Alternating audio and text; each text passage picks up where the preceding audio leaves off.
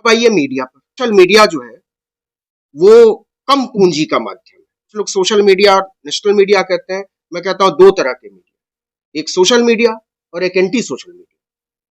जो समाज की बात करता है, एकता की बात करता है, संविधान, मनुष्यता, बंधुत्व की बात करता है, और दूसरा जो इस समाज को तोड़ने की बात करता है।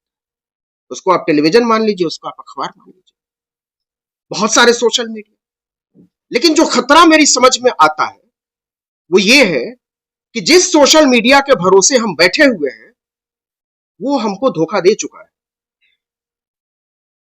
आज आप देखिए कि उस सोशल मीडिया को कौन लोग चला रहे हैं। जो सबसे बड़े प्लेटफॉर्म्स हैं सोशल मीडिया के, वो किनके हैं?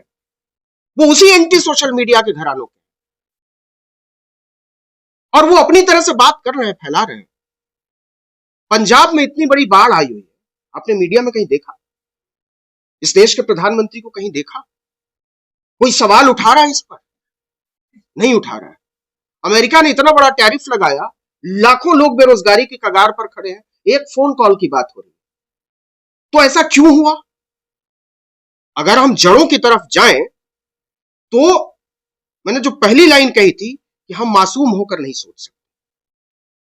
अब सवाल है कि जिसको हम मीडिया कह रहे हैं उसको खड़ा किसने किया, किन लोगों ने बनाया और किनके हितों को साधने के लिए बनाया? ग्रामशी एक बड़ा फिलोसोफर था, पॉलिटिकल थिंकर। वो हेजिमनी की बात करता, वर्चस्ववाद की बात करता। तो ये सारा का सारा मीडिया उस वर्चस्व को बरकरार रखने के लिए, और मीडिया ही नहीं, स्कूल, कॉलेज, अस्पताल, समाज, संगठन। इसी दिल्ली में एक स्कूल है, संस्कृति स्कूल, चाणक्यपुरी में स्कूल है, ह्यूज लैंड है उसके पास।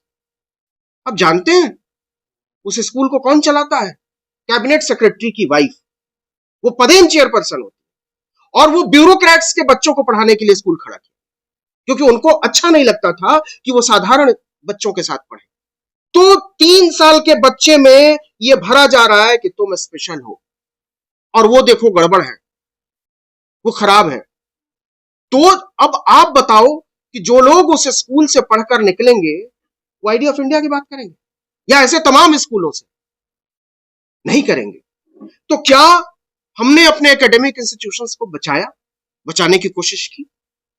क्या हमने अपना मीडिया को खड़ा करने की कोशिश की? मैं ये मानने को तैयार नहीं हूं कि इस देश में एक सेकुलर डेमोक्रेटिक रियल सेंस का मीडिया नहीं खड़ा हो सकता था। हमने वो मौके गंवाए हैं। बिहार में पिछले 30-40 साल से एक सेकुलर सरकार है, कहने को आप कह सकते हैं। उत्तर प्रदेश में कम से कम 7 टर्म मुख्यमंत्री रहे सेकुलर क्रेडेंशियल के। महाराष्ट्र में, लेकिन मीडिया नहीं खड़ा हुआ। आप मुझे एक चीज बताइए, आज से 5 साल पहले ऑर्गेनाइजर और 5 जन ने अपनी 75वीं वर्षगांठ में हीरक जयंती, डायमंड जुबली। आज से 75 साल पहले तो भाजपा का शासन नहीं था, आरएसएस का शासन नहीं था। वो अपनी चीजों को बचा ले गए साफ। उन्होंने कहा कि हमको मीडिया चाहिए, और कल जब हम सत्ता में आएंगे तो हमको ये अपना सिस्टम चाहिए चारों तरफ। और आप गौर कीजिए, 2003 में मैं इंडिया टीवी में काम कर रहा था। 2003 में अटल बिहारी वाजपेयी की सरकार थी देश में, और तब नरेंद्र मोदी ने उसके पीछे खड़े होकर उसको शुरू करवाया। क्यों? क्योंकि तब शाइनिंग इंडिया चल रहा था। उस दिन भी नरेंद्र मोदी को लगता था कि जब सत्ता में मुझे आने की जरूरत पड़ेगी तो मुझे अपना मीडिया चाहिए होगा, और वो रातों रात नहीं खड़ा होगा। 10 साल तक वो संस्थान चला है गुजरात से, और 2014 में जब हुकूमत आई तो आप देखिए रिपब्लिक टीवी खड़ा हो जाता है, इंडिया टीवी अपना एक्सपेंशन करता है, टीवी 9 भारतवर्ष आ जाता है, टाइम्स नाउ नव भारत आता है, एक पूरा जाल खड़ा होता है। क्यों? क्योंकि नरेटिव फैलाने का इकलौता जरिया मीडिया हो सकता है। जंगल में मोर नाचा किसने देखा? हमने यहां क्या बात की, इन्होंने क्या बात की, इन्होंने क्या बात की, किसी को क्या पता बाहर? ये 50 लोगों के बीच की बात है। लेकिन अगर हम चाहते हैं कि इस पर कोई नेशनल कंसेंसस बनना चाहिए, कोई राष्ट्रीय विमर्श खड़ा होना चाहिए, तो क्या हमने उसके लिए काम किया है? 100 साल पहले आरएसएस ने सोचा कि हमारा मीडिया होना चाहिए और ये लगातार बढ़ना चाहिए। बिना सत्ता के समर्थन के वो अपना सारा मीडिया साफ बचा लेगा। टुन्नू सा अखबार है, स्वदेश ग्वालियर से निकलता है, 500 कॉपी फटती थी, आज सबसे बड़े अखबारों में वहां के हो गया। सरकार आई, चीजें चल, लेकिन तब तक उन्होंने बचाया उसको। दैनिक जागरण खुलेआम दंगाई अखबार, बचाया उसको, आज देश का सबसे बड़ा अखबार कहा जाता है।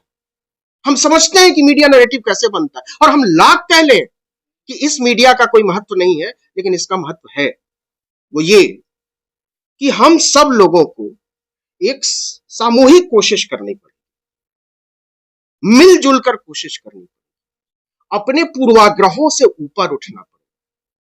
हमारी समस्या ये है कि हमारी नाक लंबी हो और हमारी सोच पीछे चली। हम साझा सोच के आधार पर अपनी नाक को थोड़ा सा कमतर रखें तो बात बन सकती है। जब तक ये नहीं होगा, ये खतरा बढ़ता चला जाएगा। अभी आपको अंदाजा नहीं है कि हम कितने भयावह दौर में। आप सोचिए कि अभी अगले 10 साल आगे कौन चीफ जस्टिस ऑफ इंडिया होगा, उसका इंतजाम कर लिया सरकार ने। बॉम्बे हाईकोर्ट ने सारी सीनियरिटी लिस्ट को पीछे छोड़कर नामित किया, हाईकोर्ट का जज बनाया। तो हमको एक बड़े पर्सपेक्टिव में सोचना पड़ेगा, समझना पड़ेगा, चिंता करनी पड़ेगी, और जो लोग पीछे छूट गए हैं उनको साथ लेना पड़ेगा, उनका विश्वास जीतना पड़ेगा। और जब तक हम ज्यादा से ज्यादा लोगों का विश्वास अर्जित नहीं करेंगे, तब तक हम आइडिया ऑफ इंडिया की लड़ाई नहीं लड़ सकते, आइडिया ऑफ कॉन्स्टिट्यूशन की लड़ाई नहीं लड़ सकते, idea of humanity, idea of justice की लड़ाई नहीं लड़ सकते। मुझे विश्वास है कि हम सब इस लड़ाई को लड़ना चाहते हैं, और न केवल लड़ना चाहते हैं बल्कि जीतना चाहते हैं। और हम सब उन संभावनाओं में विश्वास रखते हैं जो संभावनाएं भारत का निर्माण करती हैं। बहुत बहुत शुक्रिया।